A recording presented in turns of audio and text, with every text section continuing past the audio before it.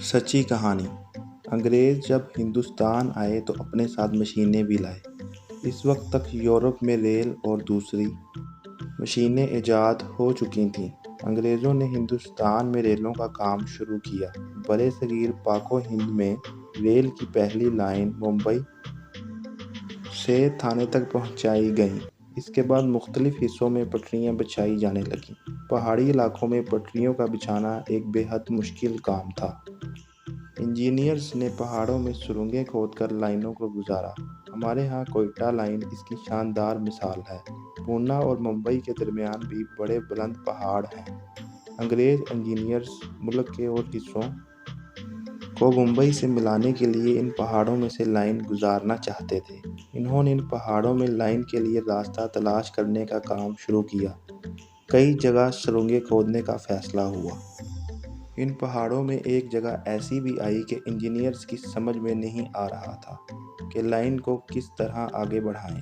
Railway کا بڑا engineer پہاڑی کے دامن میں بیٹھا یہی سوچ رہا تھا کہ اتنے میں ایک چرواہا اپنی بکریاں لے کر ادھر آ گیا۔ اسے دیکھ کر انجینئرز کو بڑی حیرت ہوئی۔ انجینئر نے چرواہے سے ادھر ادھر کی باتیں کیں، پھر اسے اپنی مشکل بتائی۔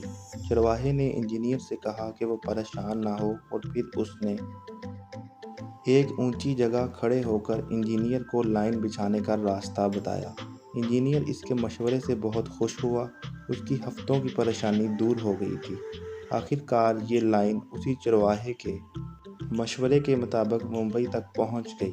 انجینئر نے ریلوے کے بڑے افسروں سے کہا کہ آئندہ ٹرینز جب بھی اس مقام سے گزریں تو تھوڑی دیر رک کر چرواہے کی یاد میں سیٹی بجائیں۔ اس کی یہ بات مان لی گئی۔ اس لائن پر سے گزرنے والی پہلی ٹرین سے لے کر آج تک یہی ہوتا ہے۔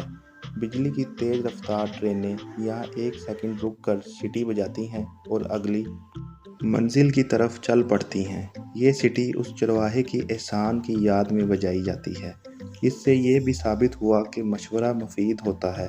بعض اوقات معمولی آدمی بھی لاکھ روپے کی بات کر جاتا ہے، اور احسان کا بدلہ احسان ہی ہوتا ہے۔